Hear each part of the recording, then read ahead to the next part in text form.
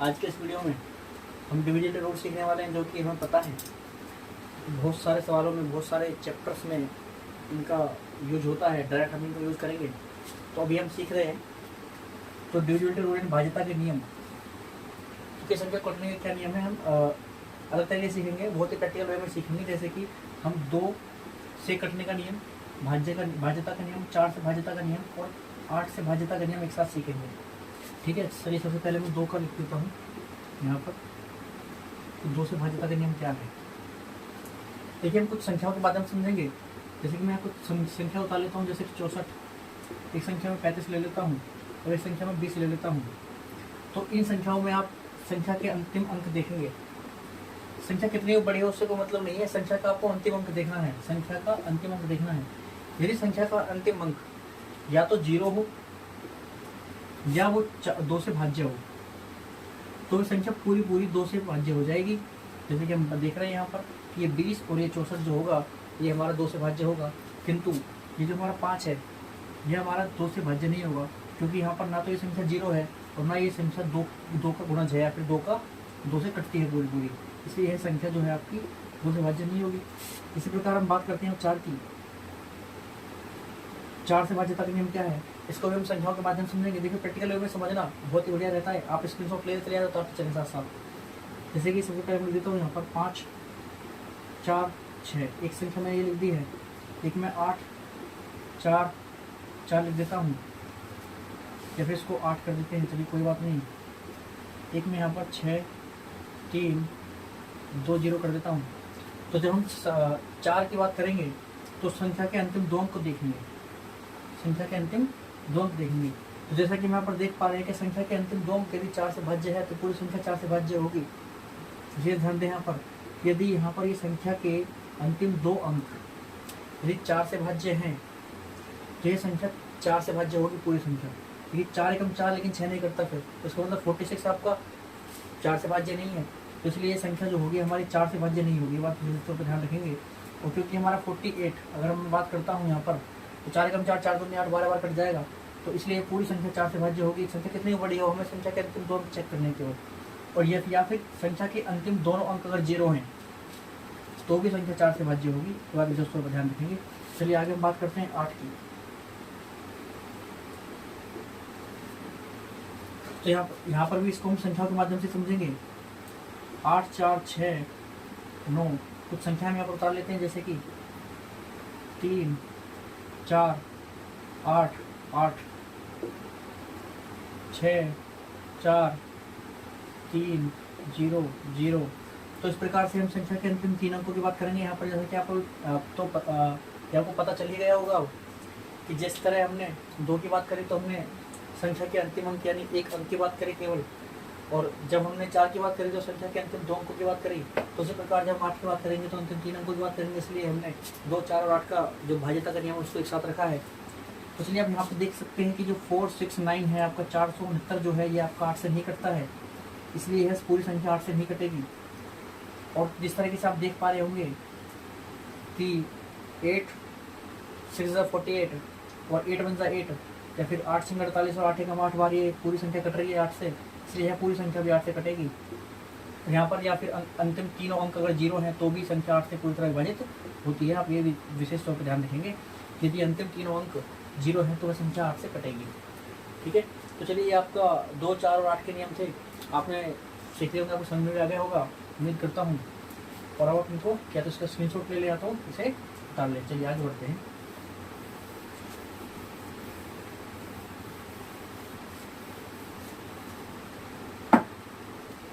देखिए अब हम 3 और 9 का नियम एक साथ सीखेंगे। ये विशेष नियम है, इसी तरीके से आप भी इनको याद रखें और लिख कर देखें। देखिए 3 की जब हम बात करते हैं और 9 भी मैं एक साथ उतार देता हूँ, दोनों का नियम एक ही है, बिल्कुल कोई ज़्यादा विशेष डिफरेंस नहीं है दोनों में। जैसे कि हम बात करते हैं, यहाँ पर मैं भी फिर से कुछ संख्याओं के माध्यम से समझाने की कोशिश करूँगा। जैसे कि 8, 4, 6,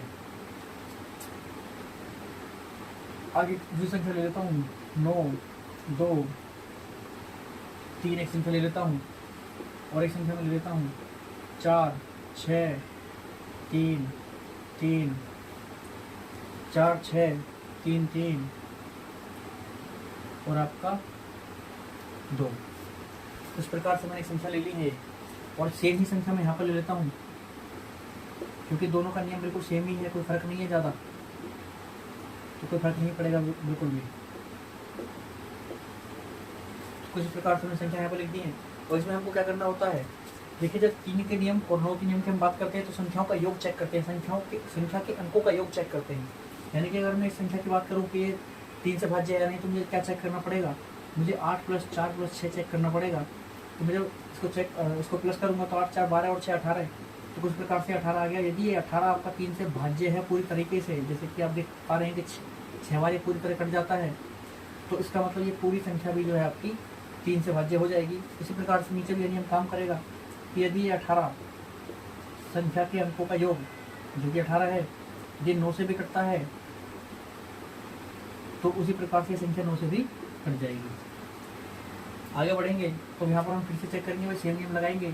9 + 2 + 3 आप करके देखें तो 9 और 2 11 और 3 14 हो रहा है, जो कि आपका किसी भी तरीके से 3 से नहीं कटेगा। 3 चौक 12 बार कटेगा और यहाँ से आपका रिमाइंडर आ जाएगा 2, पूरी तरह नहीं कटा, तो इसलिए संख्या पूरी तरह या फिर हम कहेंगे कि भाज्य नहीं होगी 3 से। ठीक है, हम यहाँ पर बात करें तो फिर से हम क्या चेक करेंगे, संख्या के अंकों का योग चेक करेंगे, क्योंकि हम कुछ इस प्रकार से लिख रहे होंगे यहाँ पर। तो 6 और 4 10 और 3 13 और 3 16, 16 और 2 18, फिर से 18 आ गया। तो आपने अभी देखा तो 3 से 18 तो 6 बार कटता है, तो इसीलिए यह पूरी संख्या जो है आपकी 3 से भाज्य हो जाएगी। उसी प्रकार यह संख्या 9 से भी भाज्य हो जाएगी, क्योंकि हमें पता है कि जो 18 है वह 9 से भी कट जाता है पूरी तरह।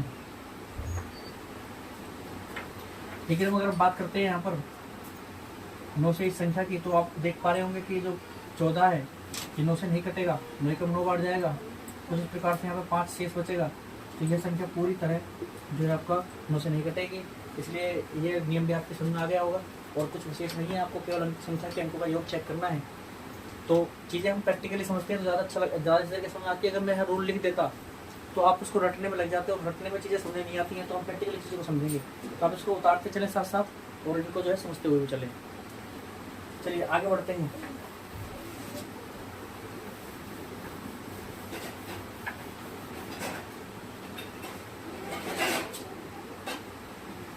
देखिए हम 5 और 10 के नियम की बात करते हैं। तो कुछ इस प्रकार से 5 और 10 के नियम भी कुछ विशेष नहीं है, ये भी बहुत ही सिंपल है। जैसे कि आप देखेंगे कि दोनों में बड़ी समानता है। जैसे कि हम 5 और 10 के नियम की अगर बात करते हैं, तो 5 के नियम की बात करता हूँ, तो आपको संख्या का अंतिम अंक देखना है। यहाँ पर भी जब संख्या का अंतिम अंक आपको 0 या फिर 5 दिख जाए, तो वह पूरी संख्या जो है आपकी 5 से विभाजित हो जाएगी। जैसे कि मैं बात करता हूँ संख्या का एग्जाम्पल लेकर यहाँ पर, जैसे मैं लिख देता हूँ 5 4 3 0 2 0, ये एक संख्या लिख दी है मैंने। तो आप देख पा रहे होंगे इस संख्या का अंतिम अंक जो है वो 0 है। तो यह मैंने भी कंडीशन आपको बताई कि संख्या का अंतिम अंक अगर 0 है तो वो संख्या 5 से कटेगी, तो यह संख्या 5 से कटेगी पूरी तरीके से विदाउट एनी डाउट। यदि मैं इस संख्या को बदल करके 5 कर देता हूँ, तो आप देख रहे होंगे कि संख्या का अंतिम अंक 5 हो गया है।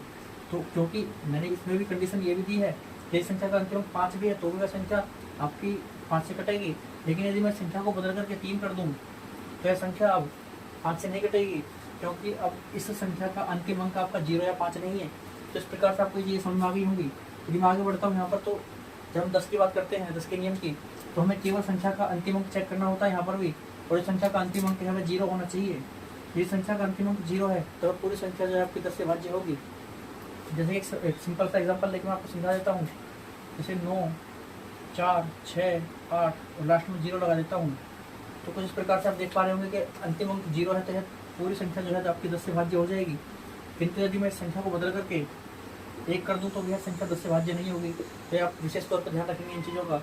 और आप, मुझे पूरी उम्मीद है कि आप 5 और 10 का नियम भी समझ गए होंगे, और ये कभी भी भूलेंगे नहीं है उसको। चलिए अब इसको मिटा देते हैं एक बार। अब हम बात कर लेते हैं 6 के नियम की और 12 के नियम की, और इससे ही हम आगे भी बना लेंगे। और 6 के नियम की बात कर लेंगे, 12 के नियम की बात कर लेंगे, इसी प्रकार 15 के नियम की बात कर लेंगे, 72 के नियम की बात कर लेंगे, और फिर आप समझ जाएंगे। और भी आप निकाल सकते हैं, 45 के नियम की बात कर सकते हैं आप। देखिए यहाँ से आपको बहुत ही इंपॉर्टेंट कॉन्सेप्ट समझाने जा रहा हूँ। चलिए, और भी संख्याएं हो सकती हैं जिनसे आप भाज्यता का नियम चेक कर सकते हैं। तो सबसे पहले मैं सबसे छोटी संख्या जो हमारी लिखी हुई है 6, हम 6 की भाज्यता का नियम चेक करते हैं कि भाई 6 से किस प्रकार कटता है। इसलिए हम 6 के भाज्यता का नियम जैसे चेक करेंगे तो इसके लिए हमें क्या करना है, हमें 6 के फैक्टर्स देखने हैं, 6 के फैक्टर्स क्या होते हैं, और उन फैक्टर्स से हमें एक पेयर बनाना है जो कि आपस में कोप्राइम होना चाहिए। और हम पिछले वीडियो में समझ चुके हैं कि कोप्राइम क्या होता है। तो जैसे कि आप बात करेंगे कि 6 के जो फैक्टर होते हैं वो 2, 3 और 6 होते हैं। तो यहाँ पर अगर मैं बात करूँ तो जो पेयर बनेगा वो 2 और 3 का बनेगा। तो जब कोई संख्या 2 और 3 दोनों से भाज्य हो तो वह संख्या 6 से विभाज्य होगी। जैसे कि हम बात करते हैं कोई संख्या का एग्जाम्पल, किसी संख्या का एग्जाम्पल ले लेता हूँ मैं, जैसे 6 और आपका 1 और 1 2, ये एक संख्या है जिसमें हम चेक करेंगे कि अंतिम अंक 2 है तो ये संख्या 2 से तो कटेगी। लेकिन अगर इस संख्या के अंकों का योग मैं चेक करूँ, यानी कि 6 + 1 + 2, तो 6 और 1 7 और 2 9, तो ये 9 भी 3 से कटता है पूरी तरीके से। ये 9 भी जो है 3 से कटता है, 3 के 9 बार, तो ये 612 है। ये संख्या 6 से भी कट जाएगी। अब आप चाहे तो इसका एक बार चेक करके देख लें। जैसे चलो मैं दिखा देता हूँ आपको एक बार करके। 612, तो सबसे पहले तो 6 एकम 6 बार ही कट जाएगा, और कुछ इस प्रकार से यहाँ से हमारा 1 उतरेगा, ना जाने कि 0 आकर के ये 2 भी इसके साथ ही उतर जाएगा, और फिर 6 दूनी 12 बार ये आपका फिर से कट जाएगा। देखिए पूरा भाजित हो गया। इस तरह हम देख सकते हैं कि 6 से भाज्यता का नियम तो इस प्रकार होगा। अब जो नियम हमने यहाँ पर लगाया है 6 के लिए, उसी नियम का हम प्रयोग करेंगे आगे 12 के लिए भी। चलिए आपने ये उतार लिया होगा, मैं यहाँ पर 12 लिख देता हूँ। ये कोई नियम नहीं है, एक प्रकार का कॉन्सेप्ट है। अगर ये आपको कॉन्सेप्ट समझ में आ गया तो आप किसी भी संख्या का जो आप यहाँ से भाज्यता का नियम बना सकते हैं।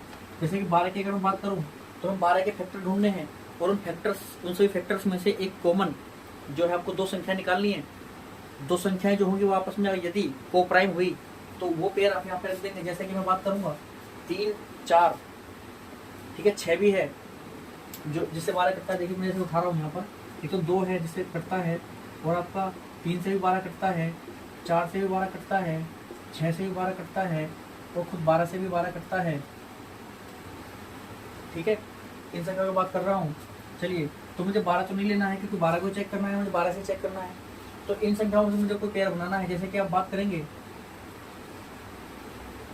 उनका गुणा जो भी पूरा 12 बनना चाहिए। जैसे कि आप बात करेंगे 3 और 4 का गुणा जब हम चेक करें तो 12 बनेगा।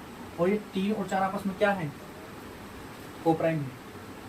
क्योंकि ना तो 3 किसी ऐसी संख्या से कटता है जिससे 4 कटता है, और ना 4 किसी ऐसी संख्या से कटता है जिससे 3 कटता है। मतलब 3 और 4 किसी एक ही संख्या से नहीं कटते हैं।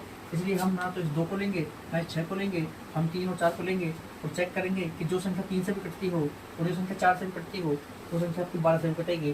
तो मैं एक ऐसा एग्जाम्पल ले लेता हूँ जो 3 से भी कटे और जो 12 से भी कटे। फिर से मैं 612 ही ले लेता हूँ। इसमें आप देखेंगे कि संख्या के अंतिम 2 अंक 4 से कट रहे हैं, और अभी मैं 612 पिछले सवाल में चेक किया कि 3 से कटता है, तो ये 4 से भी कटता है, 3 से भी कटता है, तो ये संख्या जो है आपकी 12 से भी पूरी तरह कटेगी, विदाउट एनी डाउट। आप चेक कर सकते हैं खुद। चलिए इसी प्रकार से अगर मैं बात करता हूँ 15 के नियम की,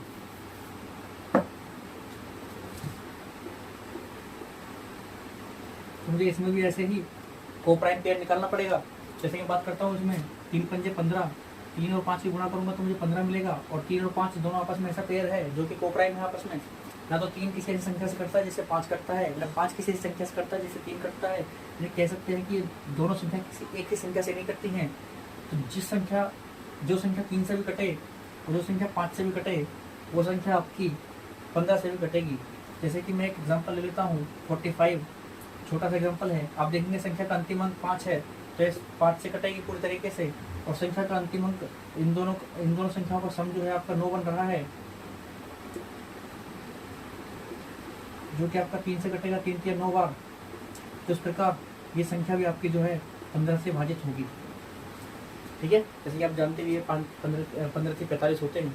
तो ये तो बहुत छोटी संख्या को लेकर मैंने समझा दिया आपको, लेकिन आप बड़े संख्याओं पे अप्लाई करेंगे वो पूरी तरीके से काम करेगा विदाउट, आपको कोई डरने की आवश्यकता नहीं है इसके लिए। ऐसे ही आप 72 का भी बना सकते हैं। अगर मैं बात करूँ 72 की, तो आपको 72 का भी इसी प्रकार से जो है 2 ऐसी संख्या ढूंढनी है जो कि कोप्राइम पेयर हो आपस में। जैसे कि मैं ढूंढ लेता हूँ, 8 में 72 होते हैं, 8 और 9 के अगर हम गुणा करें तो आपके 72 बनता है। और 8 और 9 एक ऐसा पेयर है जो कि आपस में कोप्राइम है, यानी कि 8 किसी ऐसी संख्या से नहीं कटता जिससे 9 कटता हो, और 9 भी ऐसी किसी संख्या से नहीं कटता जिससे 8 कटता हो, यानी कि दोनों संख्याएं किसी एक संख्या से नहीं कटती हैं। इस प्रकार मैं ये कह सकता हूँ कि जो संख्या 8 से भी कटे और जो संख्या 9 से भी कटती है वह संख्या 72 से भी कटेगी। तो इस संबंध में एक एग्जाम्पल ले लेता हूँ इस प्रकार से, जैसे मैं लिख देता हूँ यहाँ पर, मुझे थोड़ा सोच के लिखना पड़ेगा।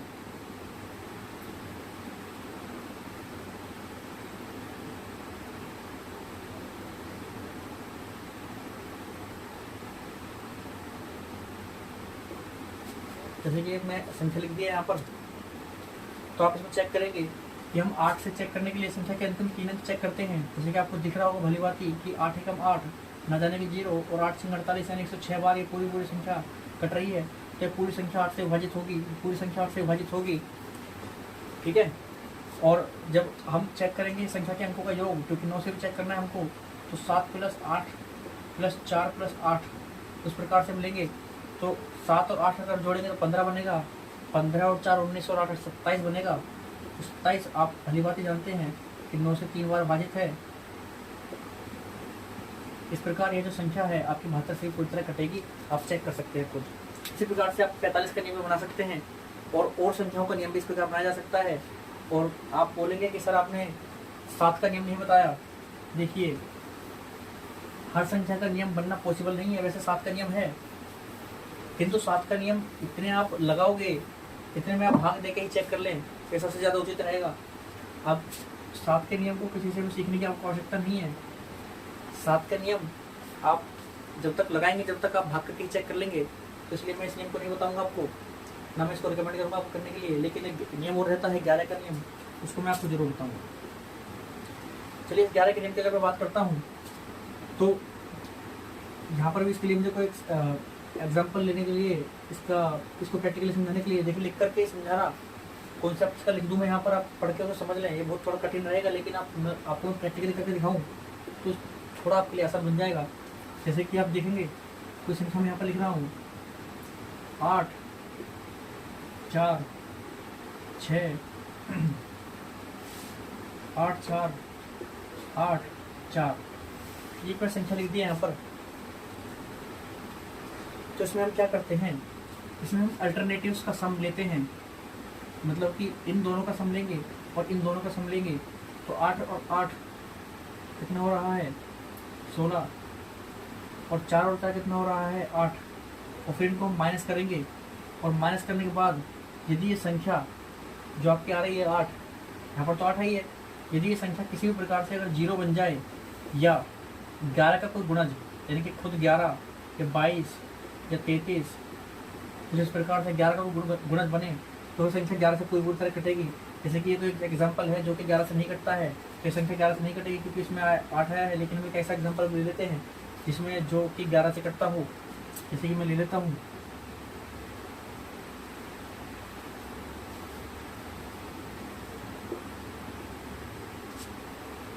जैसे कि आप देखेंगे यहाँ पर कि 8 और 4 यहाँ पर जोड़ूंगा मैं, और 8 और 4 यहाँ पर जोड़ूंगा, तो 8 4 12, और यहाँ भी 8 4 12 - 12, तो इस प्रकार से 0 आ गया। तो आप इस संख्या को अगर चेक करेंगे तो संख्या पूरी तरह 11 से कटती होगी, यानी कि ये संख्या जो आप 11 से कटेगी। देखिए यहाँ पर चेक भी कर सकते हैं, 11 8 88 और 11 4 44 बार कट रही है पूरी संख्या। और ऐसी कुछ और एग्जाम्पल आप ले सकते हैं। तो चलिए, आपको समझ में आ गया होगा, आपको ज़्यादा समझने की आवश्यकता नहीं है। संख्या कितनी बड़ी हो उससे कोई मतलब नहीं है, आपको अल्टरनेट संख्याएँ लेनी है। जैसे कि मैं एक संख्या और बड़ी सी लिख देता हूँ यहाँ पर, जैसे कि 6 4 3 2 1 4 6।